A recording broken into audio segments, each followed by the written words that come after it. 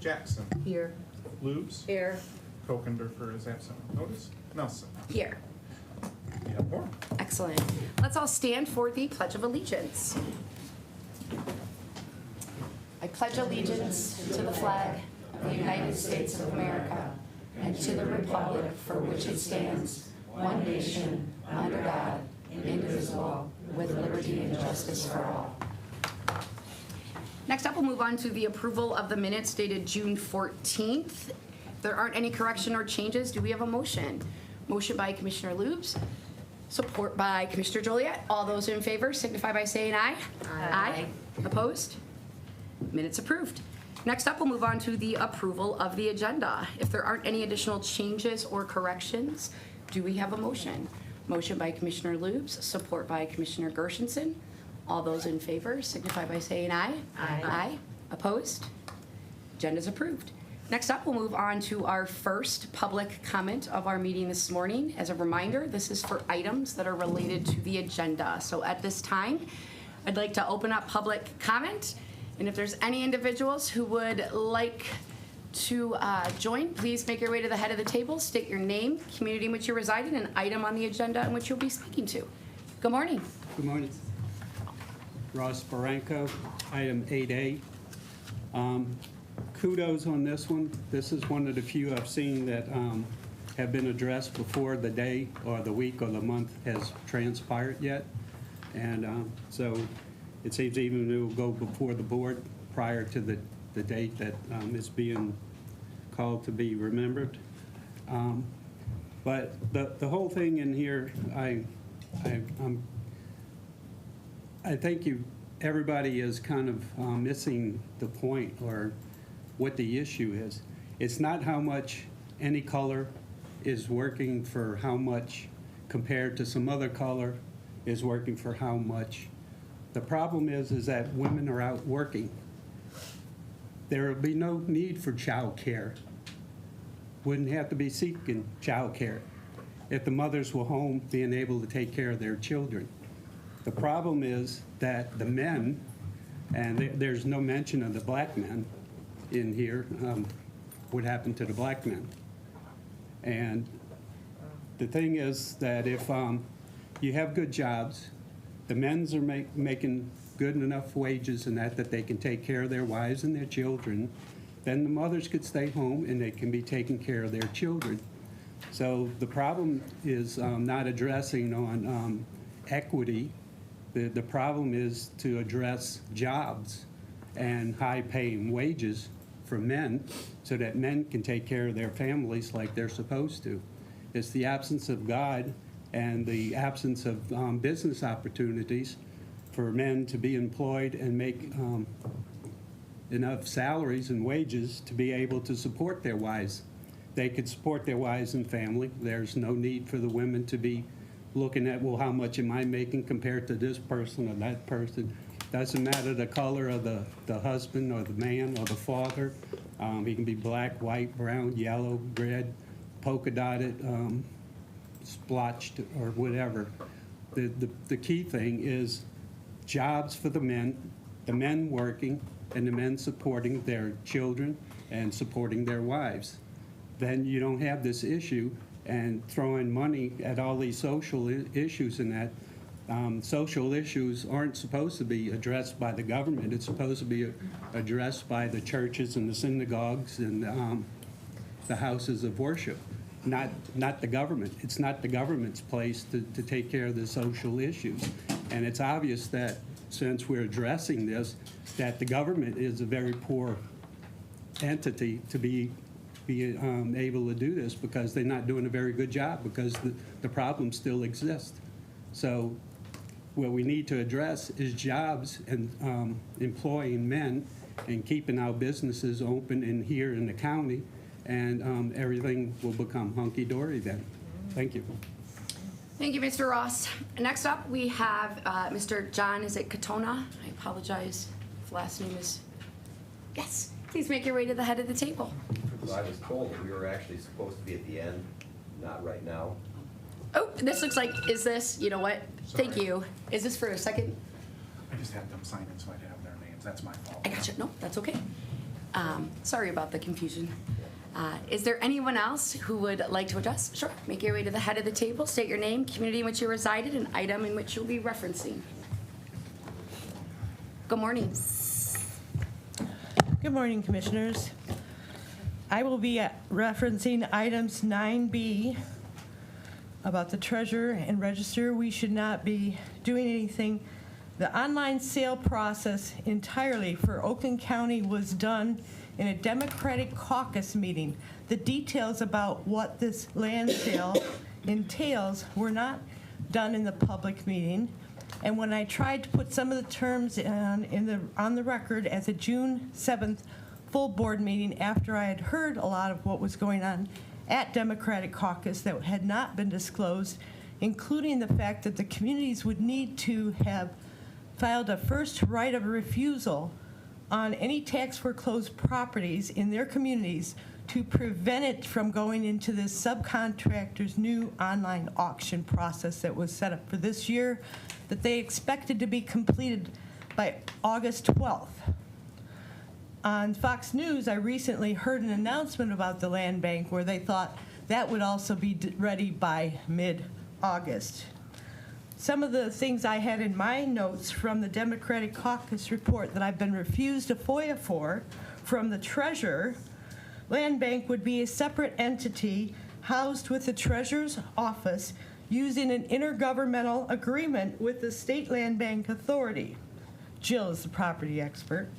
As of June 23rd, 461 properties and 424 in Pontiac were tax foreclosed.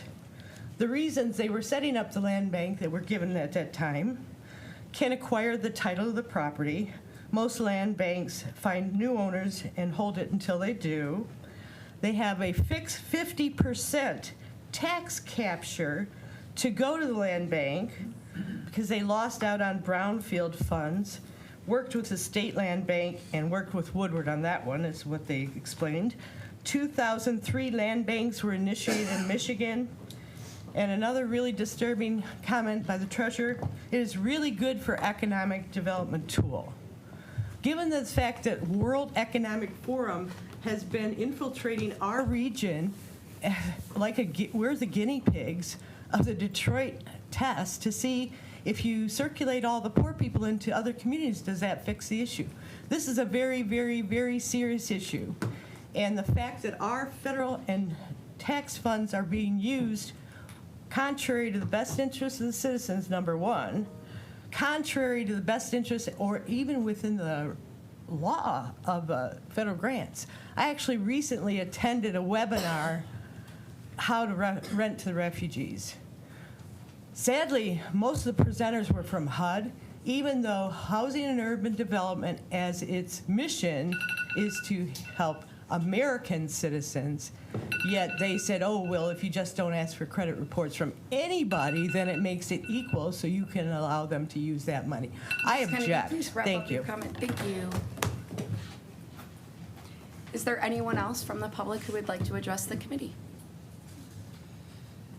Seeing none, I will now close public comment. Given that there are no communications, we'll move on down to the consent agenda. We do have one item. It's item A, resolution recognizing August 3rd, 2022 as Black Women's Equal Pay Day. Do we have a motion to receive and file? Motion by Commissioner Jackson, support by Commissioner Lubes. All those in favor signify by saying aye. Aye. Opposed? Item approved. Next up, we'll move on to our regular agenda. Item number A is our monthly legislative update. We do have Mr. Jim Ryan with us. So, Jim, if you want to come on down to the head of the table, good morning. Good morning.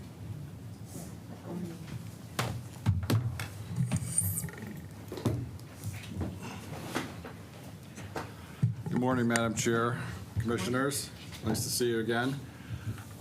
Most of you, if not all of you, know Tyrone, my partner at BAA.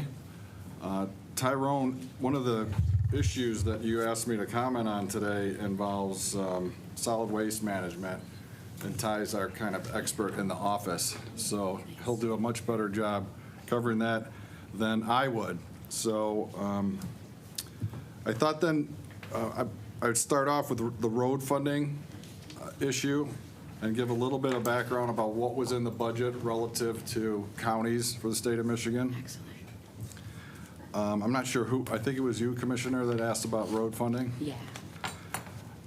This year's transportation budget which was recently passed is $6.1 billion, which, as you know, all gets entered into the Act 51 formula and then distributed statewide through the formula. Some of the things to note relative to Oakland County is $2.3 billion goes to the County Road Commission restricted fund. So that's a pretty good number for this year. There's 1.7 for the state's highways, roads, and bridges.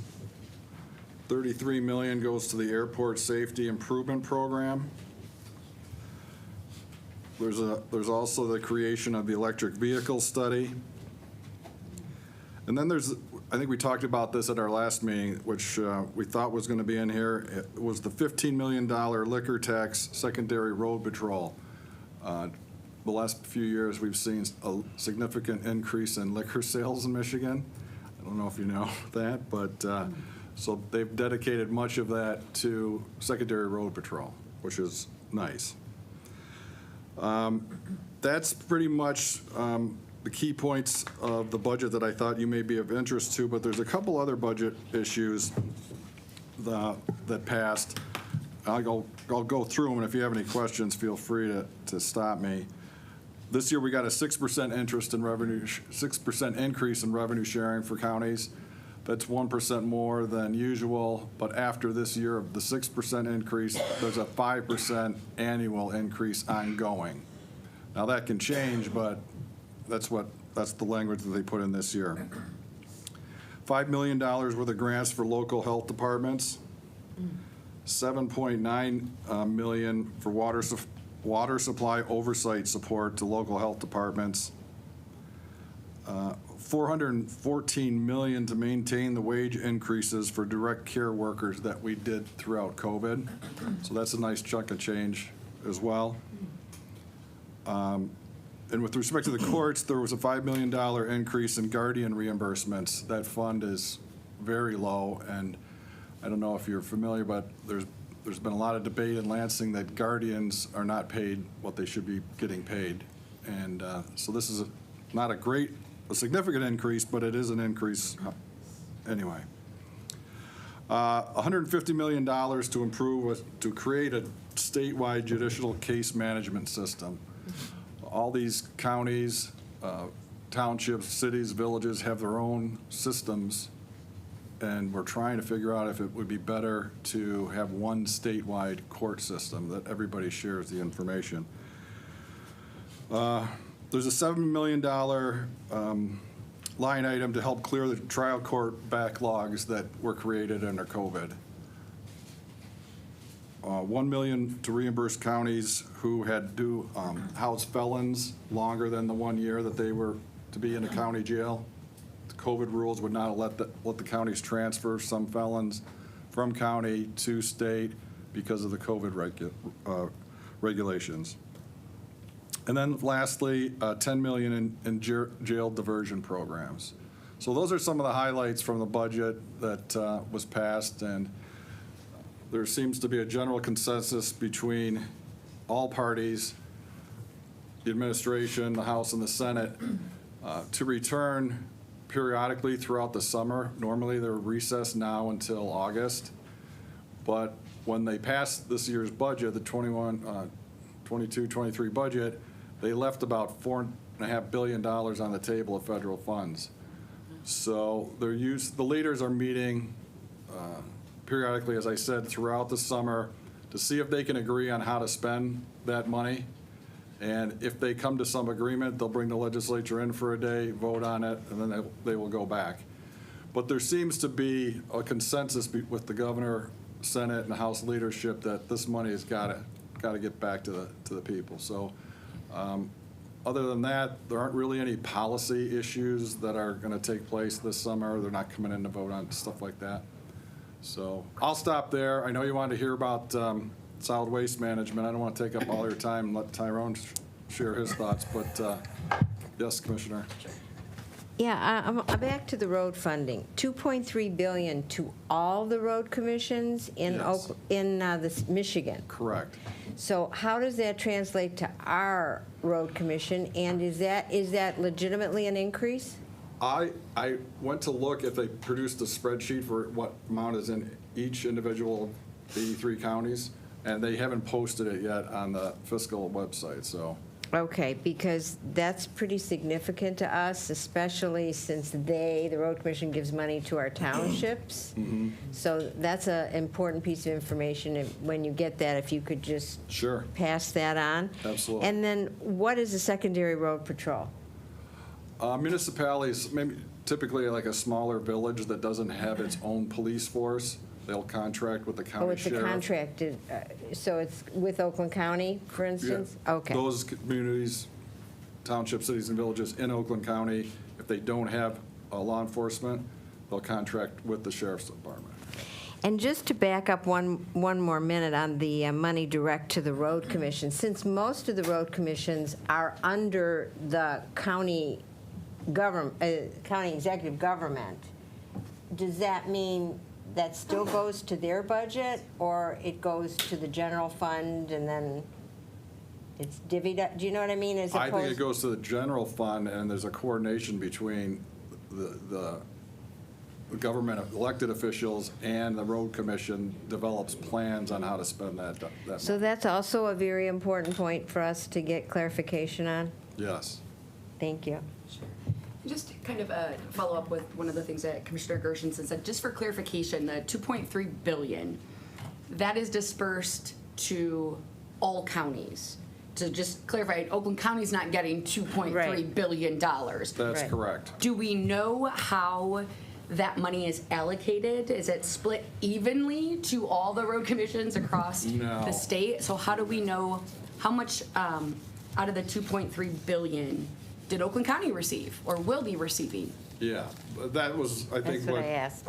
Commissioner Gershon said, how much, that chart has not come out yet. It's too fresh in passage, and the budget hasn't even been signed by the governor yet, so it's not even a done deal until she signs it. She's gonna line item some things, we don't know which, maybe something that we just talked about, she may line item, we don't know that. But the distribution formula is called Act 51, and it's a very complicated, convoluted, government-created quagmire. It's the most complex formula we have in the state. So I can get you a chart that's kind of simplifies it so that you have a better understanding. I'm happy to do that. That would be very helpful. Okay. Because as you said, it's a But when you see the pretty chart, complex formula. You're gonna just look at the chart, you're gonna be, oh, this is easy to understand because it just goes here, here, here. Sure. Well, thank you. Commissioners, any other questions? All righty. Madam Chair, Sign it. Honorable Commissioners, my name's Tyrone Sanders, and a couple of things that I wanted to add to Jim's report. You know, there are remaining some federal funds, but there are also some additional state funds, both in the general fund as well as the School Aid Act, totaling about $7 billion. That's the universe of money that we're talking about, the legislature still having the ability to appropriate between now and the end of the year. One of the issues and one of the things that there will be negotiations on over the summer as it relates to how they spend that money is related to tax cut proposals. There were two tax cut proposals that passed the legislature, and the governor vetoed both of them. There was an attempt to do an across-the-board business tax cut, as well as increase the earned income tax credit, and also an effort to pause the state gas tax. Those are the primary issues that are being negotiated. In addition, the governor would like to also get rid of the pension tax in the state of Michigan. So those are, you know, they have to have a meeting of the mind on those four key issues. and a lot of that $7 billion could potentially be allocated towards some type of multilateral tax cut. So that's kind of what they'll be negotiating this summer. The legislature literally only has about 8 weeks of session, 3 days a week. So we're talking about less than 30 days between now and the time that they recess at the end of the year. Wow. So not a lot of time to get a lot done. And so to Jim's point, they will have some opportunity to talk about some of those things over the summer.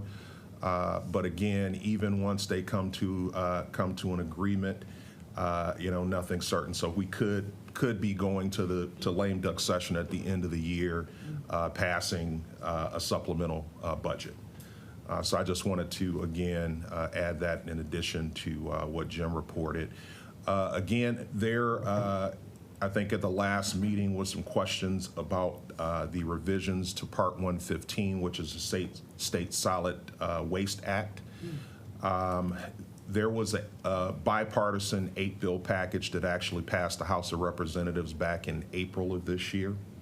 That package has been sitting in the Senate Regulatory Reform Committee since, and the chair, at least right now, has no intent on moving it. One thing that I will say is that this bill package was the result of about 7 years of negotiations by all types of stakeholders, led by the Department of Natural Resources as well as the DEQ, all under the Eagle umbrella. And what I would say is that the overarching goal behind these revisions were to increase the amount of recycling in the state, which is about 19% today. The administration has proposed to get that number up to 45% and up to 30% over the next few years. We're woefully behind other states where on average nationally the recycling rate is about 32%. One of the reasons that we want to increase the recycling rate is because the things in our recycling stream have value. Not only do they have value and ebb and flow in value, in relative value, but also they have beneficial reuse to be created into other things. Many of our businesses, for example, utilize and contract with our disposal companies and utilize their recycled materials to create other items that we use on a day-to-day basis that are consumable items. And so that's the overarching goal behind this bill. Additionally, one of the reasons, let me back up and say, one of the reasons that this bill continues to sit in the Regulatory Reform Committee, even in light of the overwhelming support that it does have, really comes down to two things. One of the things is an adjacent community provision in the bill, which allows communities that are adjacent to a community that actually is considering some type of increase in their disposal capacity. For example, they could be talking about allowing a landfill expansion, and adjacent communities now would have, well, they have a voice in it today. And that's the argument. Many from the waste community essentially said, hey, look, the existing Part 115 provisions provide for these communities to have a voice in the process today, but now they will actually have a non-voting seat on the planning committee of the community in which that's considering any type of action under Part 115. That's an issue of contention, and there's also a preemption issue that is highly contentious, which would allow these local communities to essentially provide what can and cannot go on outside of their normal regulatory processes, what can and can't go on at one of the disposal company sites. So, for example, and this was something that was brought up in the committee hearing. a local community could, for example, dictate to a company that, we don't like the hedges and the flowers that you have outside. And these are the type of hedges and flowers that you have to have. And that was an example that was used in committee, but actually, this preemption provision would give local communities the ability to get that minute relative to the regulations that they provide to these companies. So those are the two key reasons why there is opposition to the bill. It's my hope that parties will continue to talk to see how those provisions could be made less objectionable. But again, until that point in time, and I've had recent conversations with the chair, he does not intend on bringing this package up for a vote. And if there is a desire by the committee, I could make available an analysis that we did once the bill left the House, for your consideration. Thank you. Yep. I'd be appreciative. Commissioners, any questions? It was a lot, so thank you to Tyrone. Commissioner Gershenson. I have a question, but not on that. So if Okay. anybody wants to ask a question, really, okay. So on this, these signatures for the reproductive proposal that to confirm reproductive rights in Michigan, is that strictly needing the signatures and then it goes on the ballot? Or, so the legislature's not involved in that decision in any way? There's two ways to go on the ballot. One with petition signatures. In this case, I think the requisite number is around 350,000, and they got over 700. Right. That qualifies for the ballot. The legislature also can pass their own proposal to get on the ballot, but I think it's a supermajority is required in both houses in order to do that. Okay, so just to clarify, that if they do have the, if the number of signatures is approved, then it will go on the ballot. Correct. Okay, thank you. Thank you, Commissioner. Any other questions? Mr. Jackson? Thank you. Just want to get a recap on the efforts to privatize community mental health. Where are we now with that in the process? Oh, I'm so sorry. You heard me, right? Yeah, Okay. we talked about this last time we were here, and Yeah. that there's like two parts to it. There's a funding part, and then there's the actual bill package that would implement the regulations. That has got a lot of opposition. This is the Senate Majority Leader Shirkey's package, and it's, according to him, his #1 issue to get done. But he doesn't have the support in his own caucus to move the bills.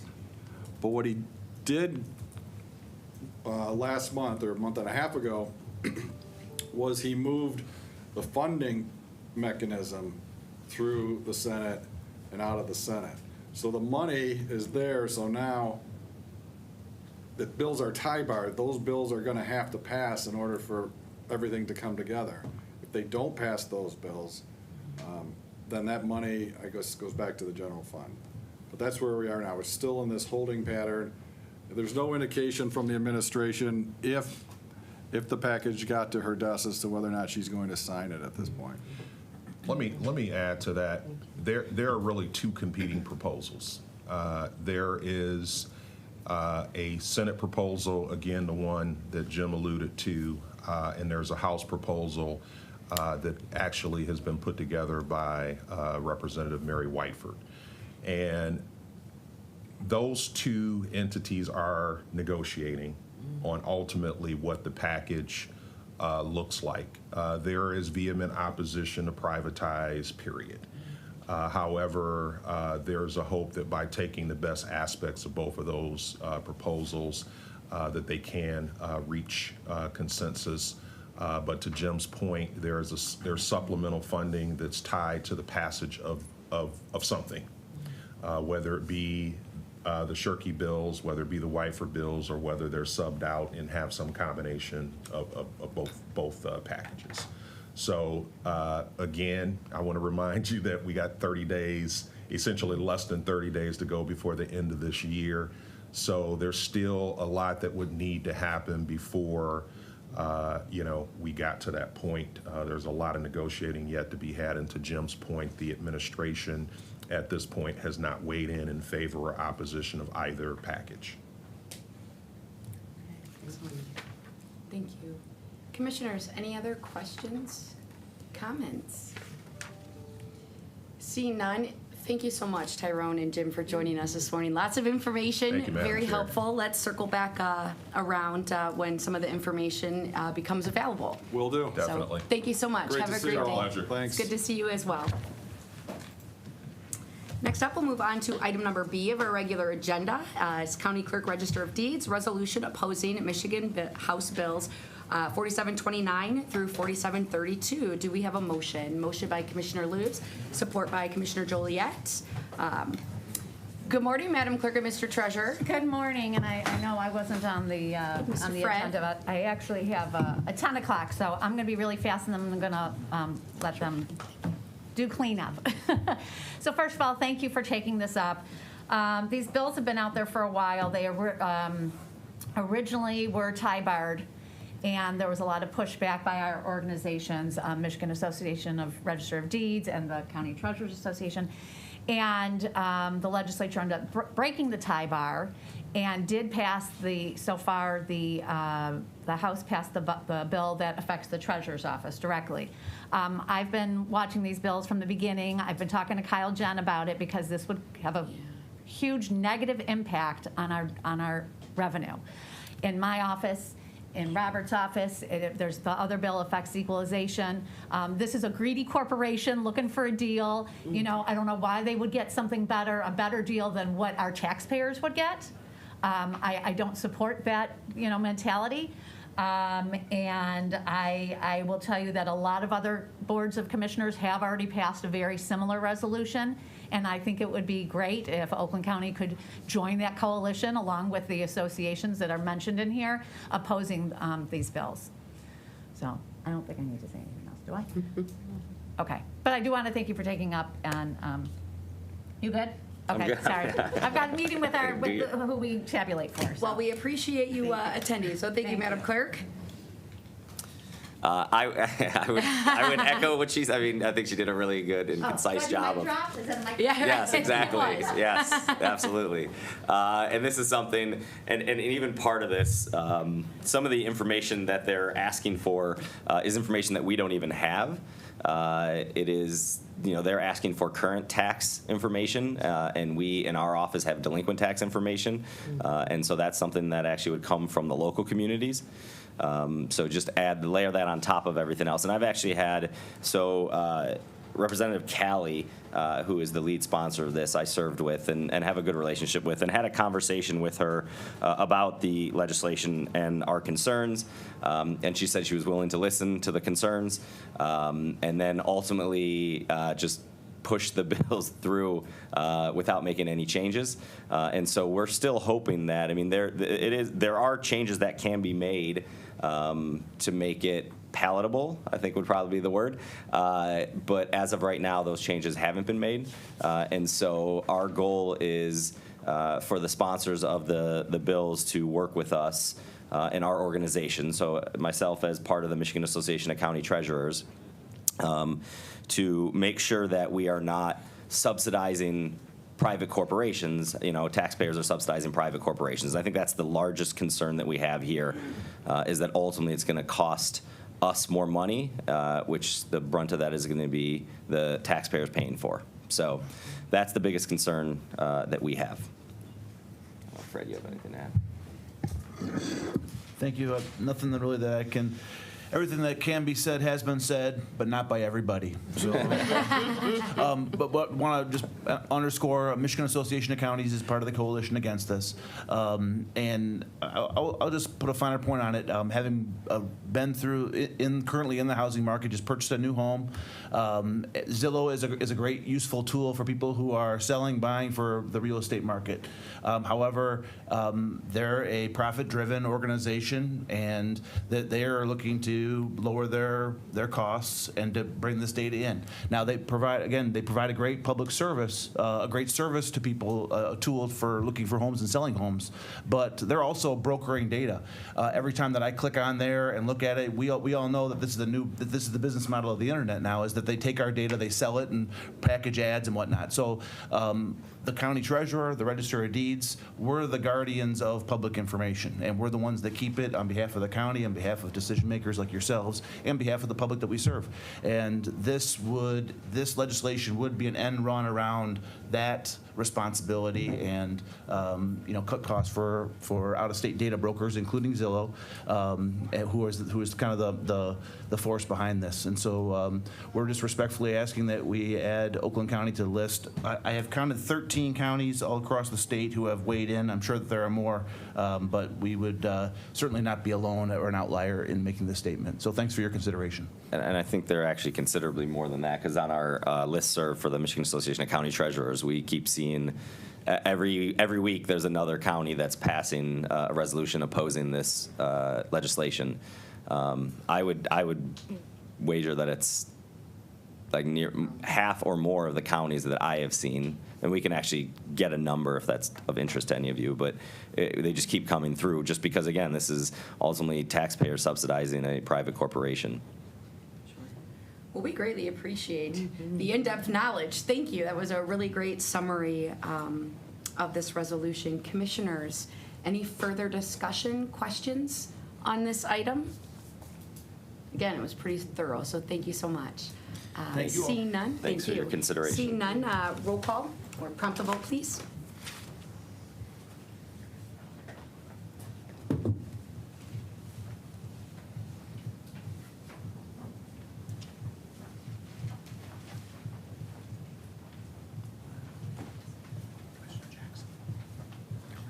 I didn't say.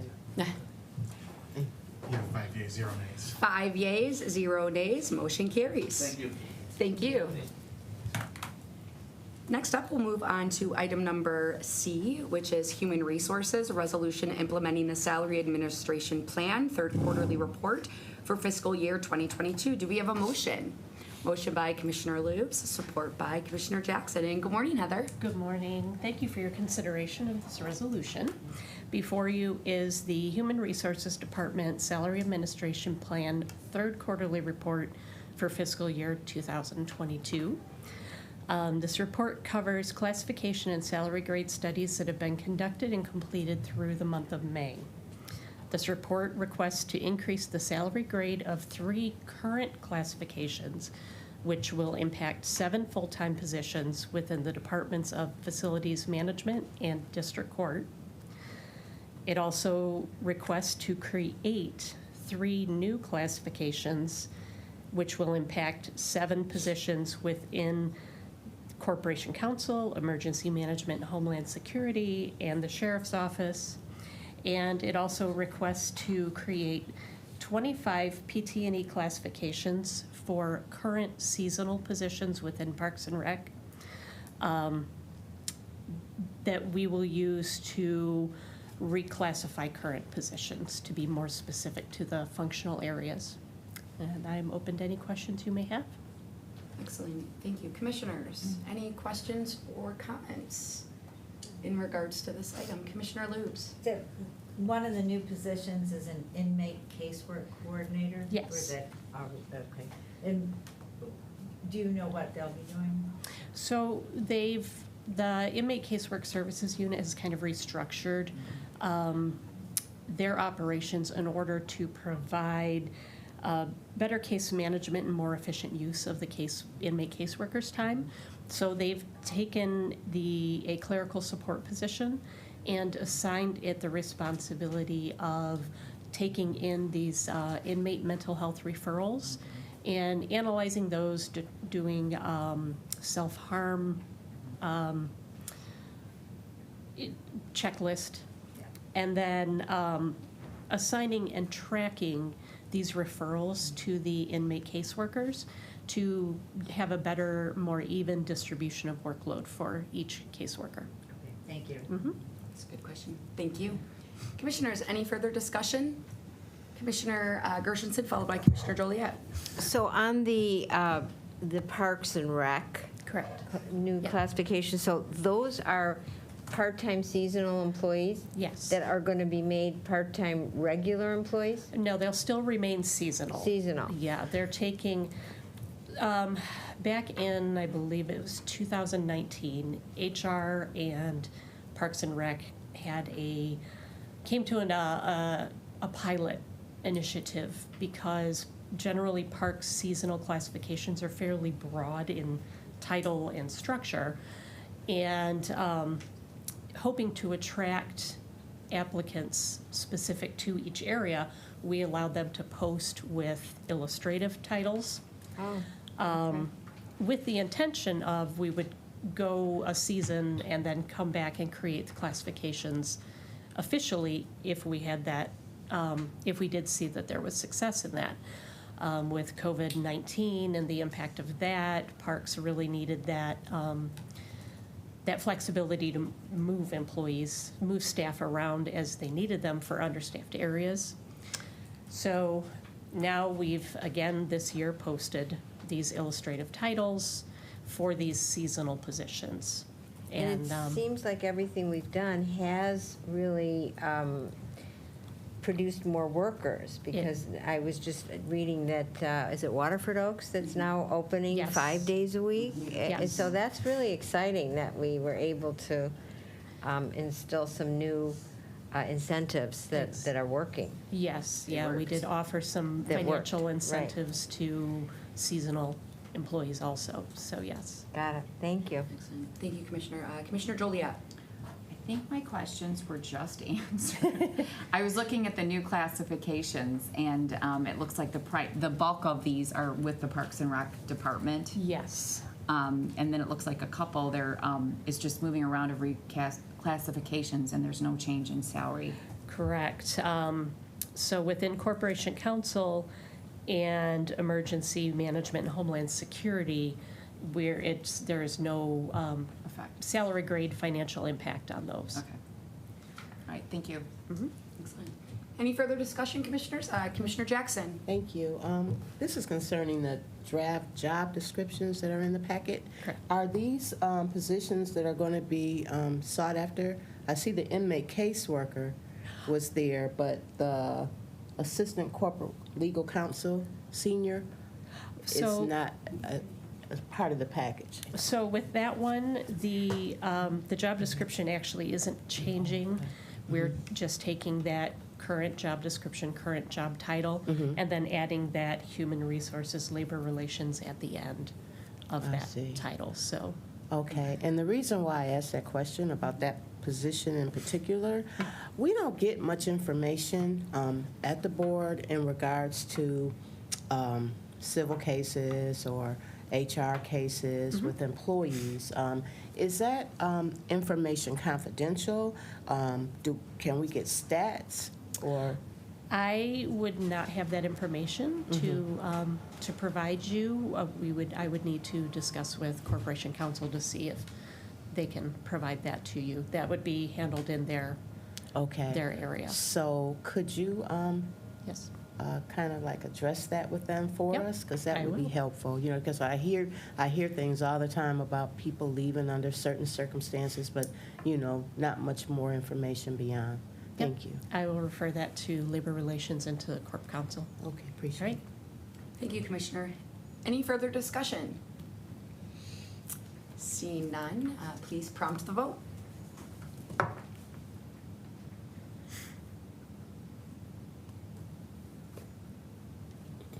You have 5 yeas, 0 nays. 5 yeas, 0 nays, motion carries. Thank Thank you. you, Heather. It was good seeing you this morning. you too. Next up, item number D, resolution opposing Senate Bill 446 to amend Article 2, the zoning authorization and initiation of the Michigan Zoning Enabling Act. Do we have a motion? Motion by Commissioner Loops, support by Commissioner Joliet. And I believe we either have Commissioner Hoffman with us this morning or Chairman Woodward, or both.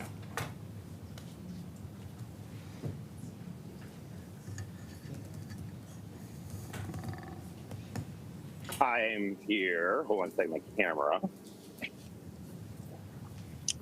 sorry, I thought we were further in the agenda. Well, good morning, Chairman. Good morning, good morning, good morning. Is this the earned income tax credit? No. This is no. the Michigan Zoning Enabling Act. That's definitely not me. Am I on? I mean, No. Mm-mm, it's yeah, Hoffman. I don't think it's me. It's Hoffman, yeah. Is it his?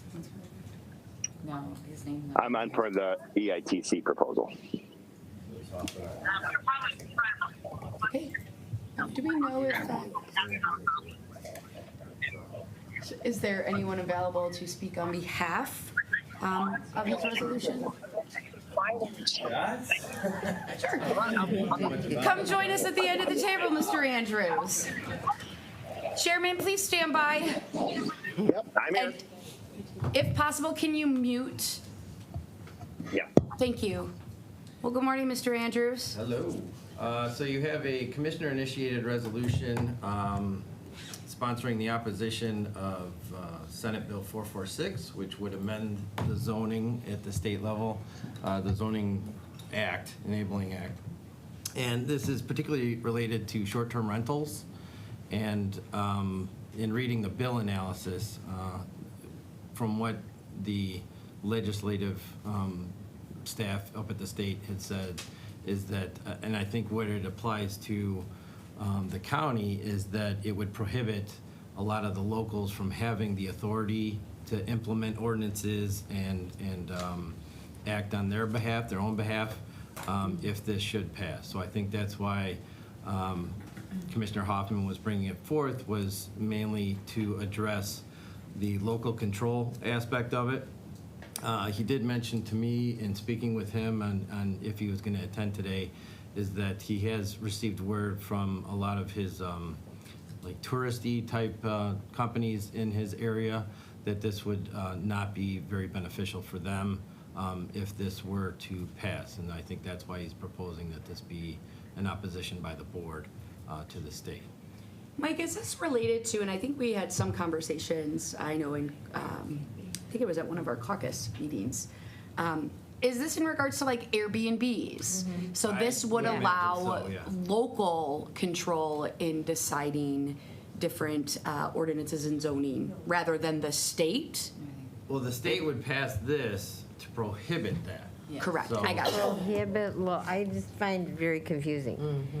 So this is supporting local control. It's But opposing this the is Senate bill opposing- that would prohibit that. So you're just- opposing, You're opposing state control To prohibit local. to prohibit local control. correct. So, Chairman. if I may, everyone, Michael, why don't you describe what the bill does and the resolution's opposition to what the bill does? Right. So the bill will essentially put in there some aspects, and let me just go back to the The third legislature whereas. itself. If we had some decent internet in here.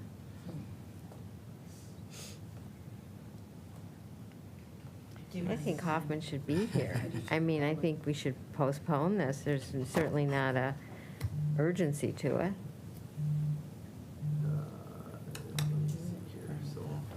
Force them. Mike, are you looking at the Senate Bill number 446? Yeah, I'm trying to pull it up. So what they're asking, or what the legislature and the Senate is asking to do with sponsors by Nesbitt and Ish, Santana McDonald, and various other ones, is that they add some language into the Enabling Act specific to the rental of a dwelling for the residential use. The other parts that they'll add in this is that they'll prohibit regulation for the rental and owner occupied aspects of it, for that they don't like incorporate any of the following, which is noise, advertising, traffic, other conditions for the prevention of nuisances. What does that mean? So what that might mean, or what I would entail here this to mean, is that they would weigh in with this amendment that this would not prohibit locals from implementing something like that, okay? I know it's very confusing the way that it's drafted, and then how we would oppose that is to say that, well, and I would probably have to surmise that Commissioner Hoffman is actually opposing the Senate bill so that the locals can have control. However, I can't speak for Commissioner Hoffman. So. Sure. Commissioner Gershenson? So I'm going to make a motion to Motion to postpone. I'll second. Yeah.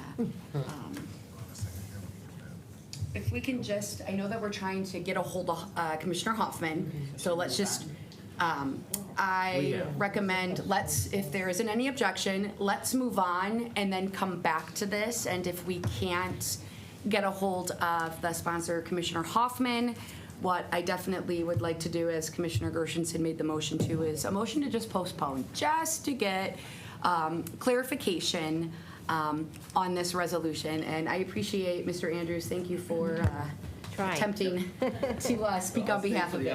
We appreciate it.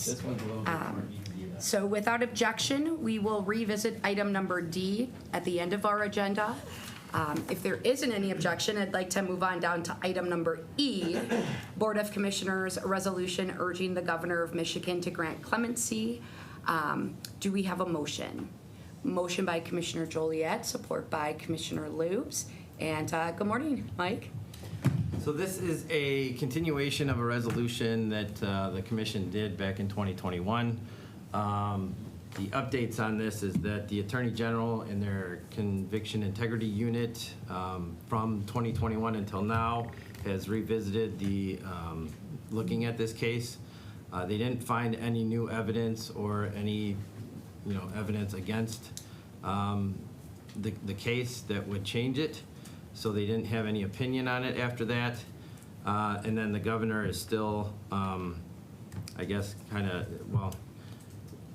there hasn't been a decision one way or the other on from the governor's standpoint to grant clemency. So this was brought up by the commissioner just to restate the commission's position from last year. Excellent, thank you, Mike. And I do know that this is a passionate area for Commissioner Hoffman, and it's just as a little reminder, on September 21st of 2021, a similar resolution was unanimously approved. So again, this is a continued effort of looking at clemency within this individual. So commissioners, are there any questions, comments in regards to this agenda item? Well, seeing none, please prompt the vote.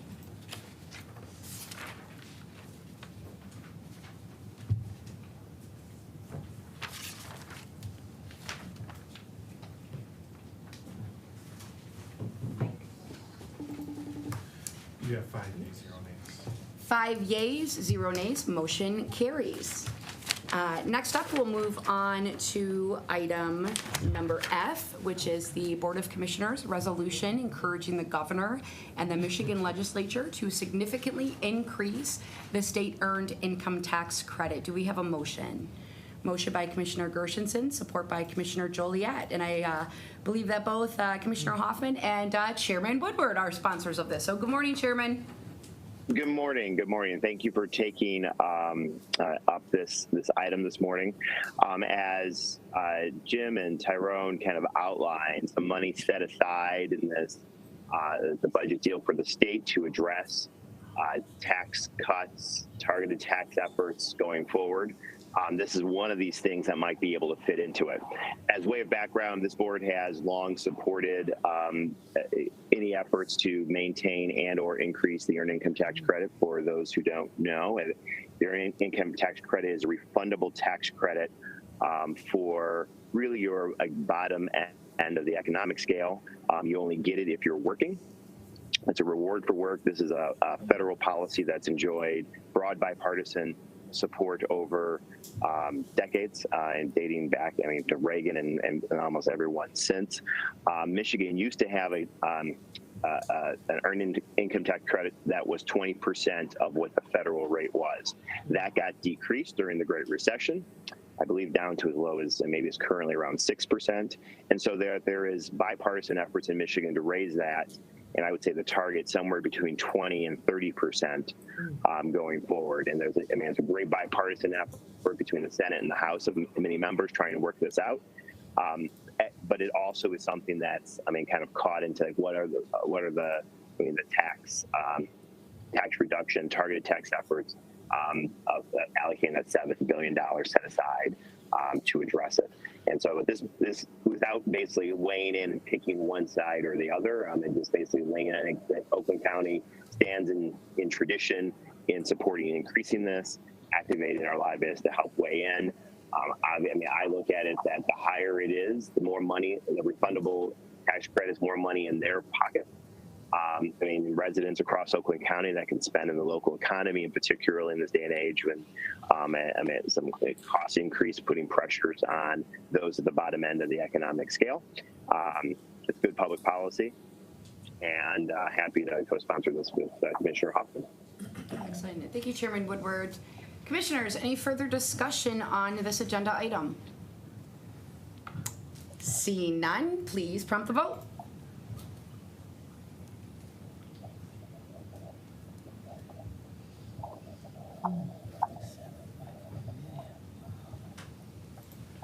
Yeah, 5 yeas, 0 nays. 5 yeas, 0 nays. Motion carries. Thank you for joining us, Commissioner. Thank you. Next up, we'll move on to item number G, which is Board of Commissioners, Oakland County Land Bank Authority appointments. Do we have a motion? Don't need a No motion motion? yet until we decide what we're moving. Okay. Oh, Aaron, I'm liking that. Thank you for that clarification. So, Commissioners, I know we have our Mr. Treasurer here with us. You are more than welcome to join us at the table if you'd like. If not, we can most certainly see you on the sidelines. But as we all know, we've had lots of conversations over the past month and a half in regards to the Land Bank Authority. And the purpose of this agenda item today is to seek out applications for the newly established Board of Directors for the Oakland County Land Bank Authority. The idea is that the board's going to be accepting applications for the following. So 1 Oakland County Township official with economic development, housing, planning, or real estate experience. The second application will be for 1 Oakland County city official with economic development, housing, planning, and real estate experience. And there is a third applicant of 1 Oakland County resident with 1 economic, housing, planning, or real estate experience. So essentially, we're looking for 1 county township official, 1 Oakland County city official, and 1 Oakland County resident. As the Legislative and Government Operations Committee, we deal with the posting and application process. With that being said, it looks like we are going to have a deadline for applications by 5 p.m. on Thursday, July 21st. That's next week, Friday. That is next Friday. And I do know from a timeline perspective, timeline is tight, but we also are hopeful that we are still going to be able to successfully proceed with filling these appointed positions. Commissioner Gershenson, followed by Commissioner Joliet. So this is the board, and are there any other these are 3 voting members, and are there any other voting members? The treasurer and then the county executive or their designee. Okay, so it's a 5-person board? 5-person board. Okay. And so we will be posting this, and it'll go out to all our townships and all our cities so that, yeah, because we'll have to Sarah has a draft ready to go. get going on this if we're looking. So we do have, as Pam had just shared, we are ready to move forward immediately, pretty much after this meeting today. I know that staff's been working behind the scenes, drafting news releases. We already have a site where we can launch and get these applications out and open. It's definitely going to be helpful to spread the word in regards to, our local communities to encourage individuals to apply. Commissioner Joliet. So is my question, I'm looking at you, Pam, because you're the keeper of the link to the application process. Will that be sent out to the LAGO committee? It'll be in the press release. Okay. I can also send it to you if you. That'd be great. Yeah, I'd like it. It'll be on our website. I Okay. mean, it'll be accessible Okay. to the public. All right, thank you. Uh-huh. Commissioner Loops. But I was going to ask where it was posted, because time is of a concern, but then my second part is, why is time of a concern? Why do we have a deadline of July 31st? 21st. 21st. That's a great question. Oh, July 21st. Do we have anyone here? Please. So the agreement with the State Land Bank requires once, do I need to, okay, sorry.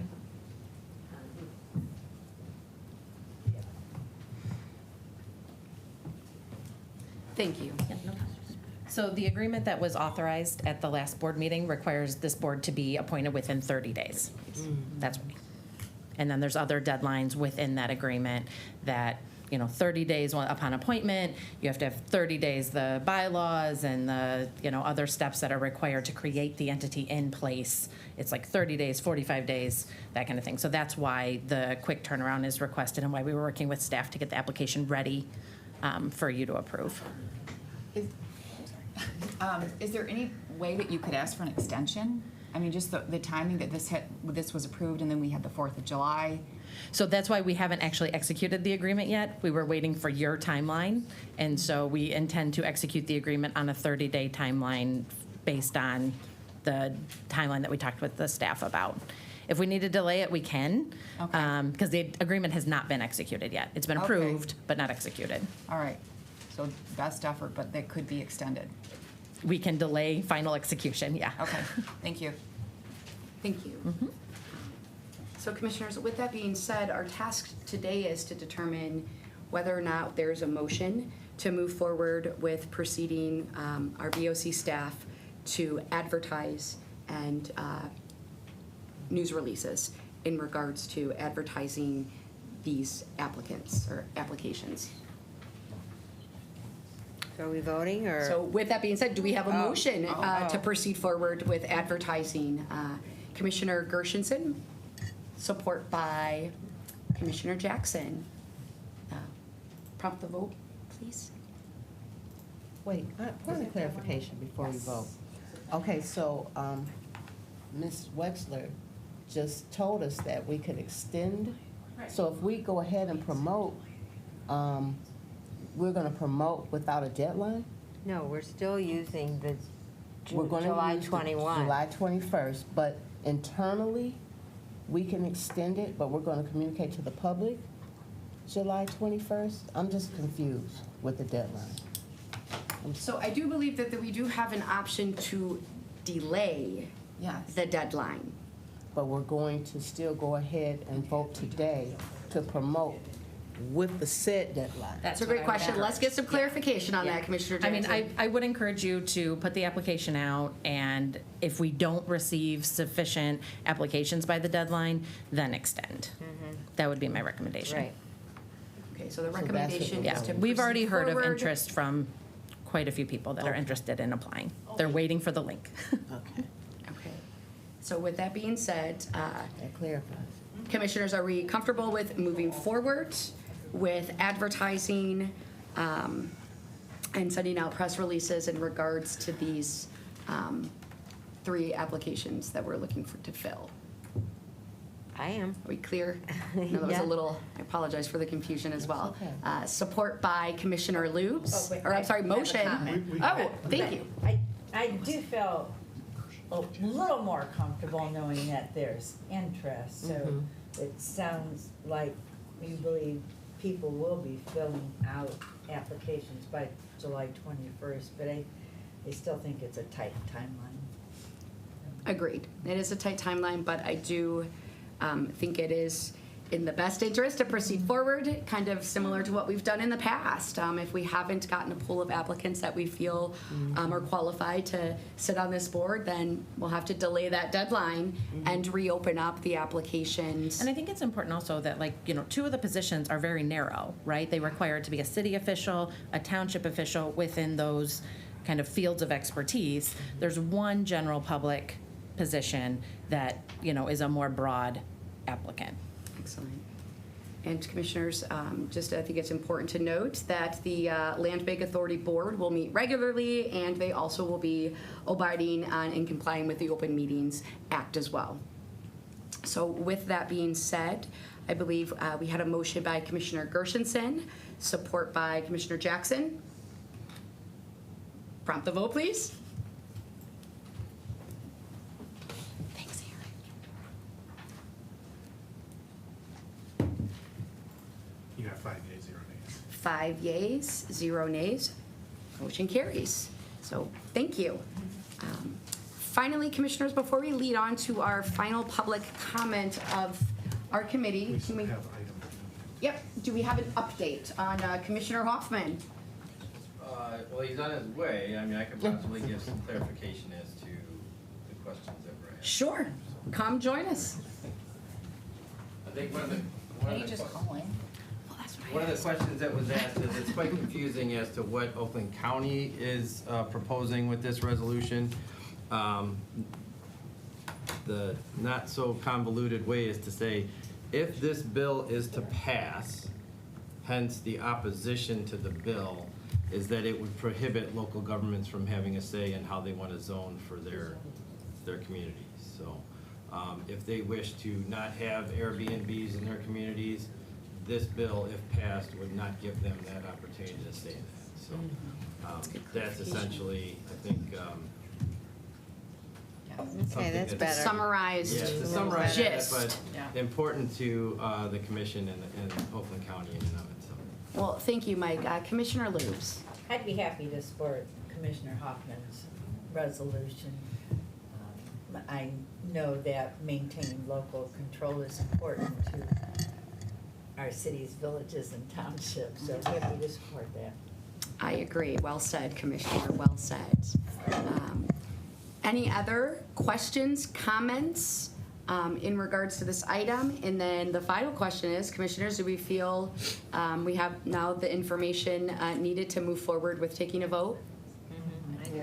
Okay, so with that being said, and just for some clarification, this is in regards to item D, which is the resolution opposing Senate Bill 446 to amend Article 2, which is the zoning authorization and initiation of the Michigan Zoning Enabling Act. Do we have a motion?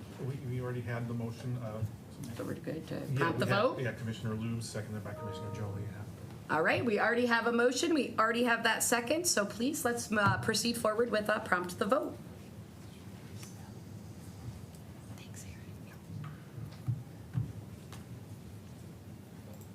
You got 5 yeas, 0 nays. 5 yeas, 0 nay. Motion carries. Thank you, Mr. Andrews.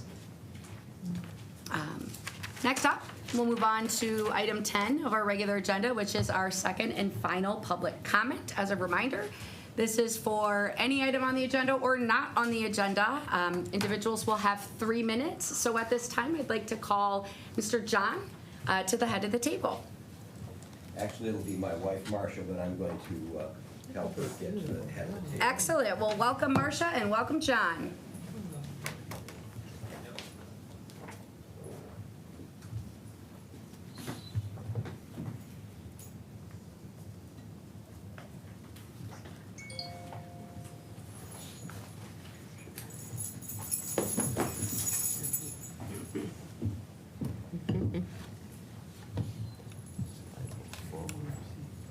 That's your microphone right there. I also brought Bentley with me this morning. He's my guide dog. Excellent. Good morning and welcome. So, good morning, Commissioners. This is something that's very dear to my heart. I have been visually impaired all my life. I have been using the Library for the Blind for over 50 years. As you know how old I am. The Library for the Blind, we have many. Rochester Hills has their a library that covers all of Oakland Oakland County. We have one in Traverse City, the UP, Mount Clemens, Detroit, and I believe there is one in Grand Rapids area, and there's probably more. But it has been brought to my attention that Oakland County is looking at possibly not supporting the Rochester Hills Public Library Outreach Department for the blind and visually impaired, and now it's print disabled. When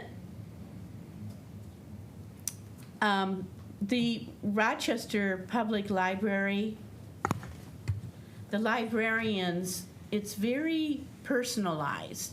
If you turn this back over to the state, we lose programs. We lose programs like our own book clubs. They teach Braille, computer skills, iPhone skills, counsel with the visually impaired. They give them resources.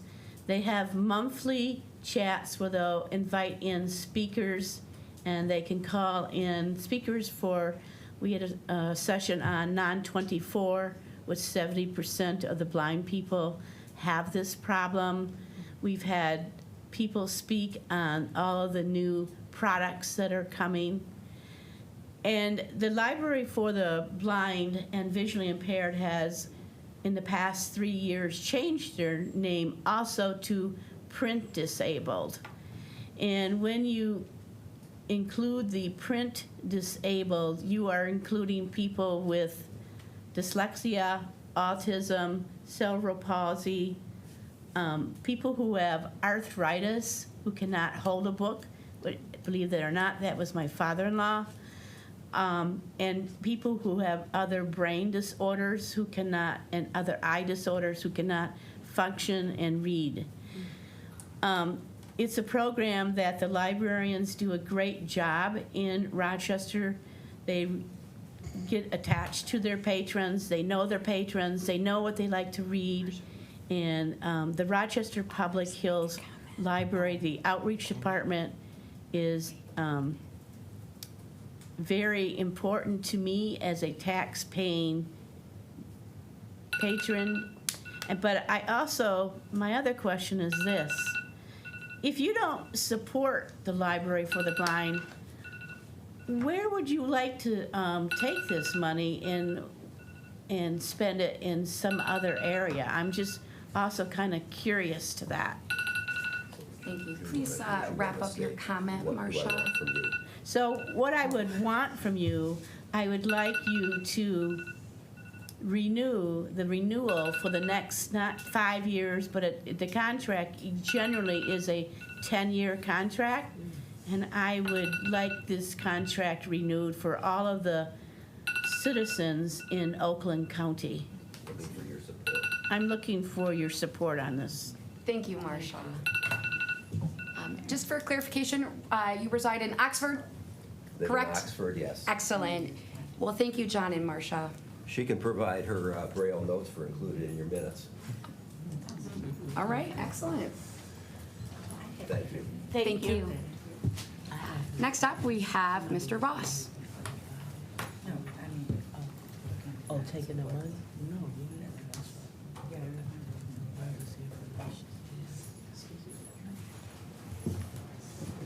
Good morning. Ross Barranco, Novi. I'm opposed to the land bank. I was talking to some commissioners in another county, and they say that they already have a land bank. The treasurer is one of their commissioner members, and that commissioner member has ties, and his family has ties to a lot of real estate, and they basically are controlling the real estate within their county. And so this is opening something up for corruption locally. We already have a land bank in the state. Why do we need one in the county? I don't understand why we need one. We haven't had one for forever. What's the rush to get into one right now too? What is the need? Do we really have a need for an Oakland County land bank when we have a state land bank? And an Oakland County land bank has to turn around and get everything approved by the state land bank. So it's just putting an intermediate person between the state land bank. Why do we need an intermediate? So The the other thing is the urgency. I mean, why now? Why this year? Why not next year or 5 years from now? We've waited all of this time. Why do we need to have a land bank right now? Nobody's explained why we need it. It's just being discussed and deciding to do it. Where was the need? I don't understand where the need is. I'd like to see some explanation as to what is the need for Oakland County to have a land bank. And what kind of vetting is going to take place to the persons who are going to be assigned to them. Sure, there'll be people who are interested. They can probably see ways that they can make money out of being part of the board and having inside information on what properties are going to be available. They'll have real estate expertise. They'll know which ones to cherry pick as good ones for themselves and their families and their business interests. So I think we need to be very careful about trying to get into this land bank situation because I don't really see a need for it. We never had it before. What is the pressing reason to have a land bank right now, right this year? Thank you. Thank you, Mr. Ross. Before we move forward with adjourning, I do want to follow back around to Commissioner Gershenson. Oh, thank you. Oh. I'm sorry. I apologize. Sure. Ms. Kennedy, please make your way to the head of the table.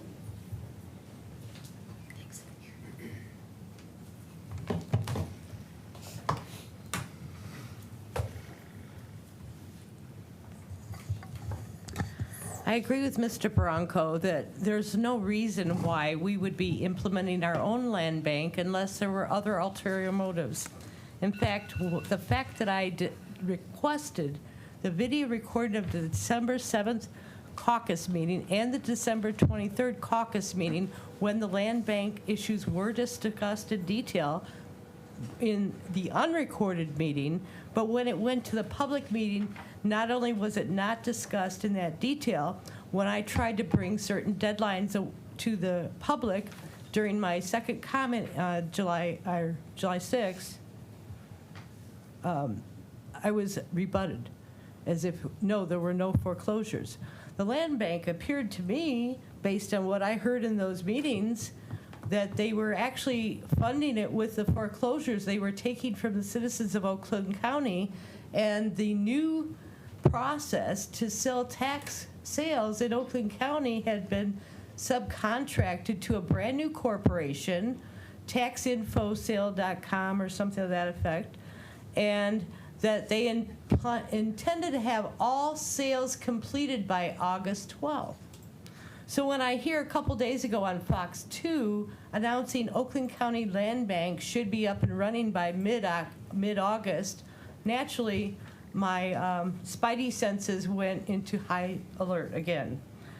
The fact that the board regularly has documents that are not even part of the package until the meeting or even after the meeting. For example, June 23rd, full board on 9:35 a.m. when I downloaded the packet on June 23rd, the day of that meeting, there were 1,437 pages in the packet. When I downloaded it later after the meeting, there were 1,513 pages in the packet. Boy, that's a lot of extra pages without having any public notice for a public body to be setting policies and spending millions of dollars that is not being spent on our behalf. On July 6th, there was a coordinated zoning meeting at 11 a.m. They were planning to approve, actually they did approve the Orion Township Master Plan, and I didn't have much time, but I did manage to get an email out to Gwen, Mr. McGilvery, and Mr. Weipert, who are all on the committee, as well as two of the people in Orion Township that are involved in the Planning Commission functions. I was surprised to see the Orion Master Plan was there for approval because the citizens had a meeting to discuss it that same day at 7:05 p.m. One of the things I wanted FOIA'd on the June 7th Democratic Caucus, I overheard Scott Cree, I think his name, Ms. Kennedy, state that please wrap Orion up your Township comment. Master Plan had already been submitted to Oakland County. And I think that's a very important thing because the citizens of Oakland County have not approved any of it. Yet it's on your agenda. It's another insertion that we don't care about the citizens of the county. We would rather give it away to everyone else. So the fact that you have a land sale, that you, this entire process, the land bank, is contrary to the best interests of the citizens, and I believe benefits the World Economic Forum intention to take over our region. And I did manage to Ms. get a Kennedy, letter to please the wrap up your editor comment. to try to prevent. We need to make sure we prevent the Orion Township Master Plan from being approved because the citizens did not approve it. It destroys our area. Thank you. Thank you, Ms. Kennedy. Is there anyone else from the I'm gonna public say something. who would like to address the committee?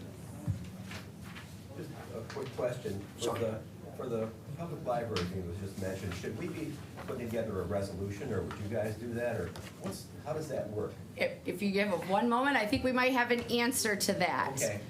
Seeing that there's no one else from the public, I'd like to now turn it over to Commissioner Gershenson. Well, thank you so much. There actually is a county commission candidate, Justin Wilcox, who is visually impaired. We are very excited to have the diversification of candidates on the August ballot. And he contacted me about this issue. I then contacted the chairman and I contacted our chief of staff who's prepared to discuss it, but I strongly support the library, so let me just put that out there. And my understanding was that if it indeed was approved for 1 year, it was only to look at competitive bids. But the issue of supporting the library was never the goal of perhaps of only approving a 1 year. Is that accurate?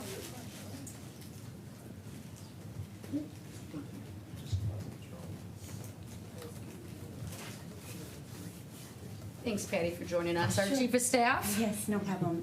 So the last contract is paid through the end of this year. And so we are just looking at the contract, because it's 10 years old, to see if there's any, improvements or any changes that need to be made.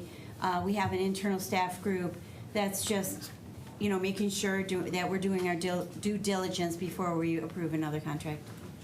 So it's really an administrative action that's being taken to review a 10-year-old contract.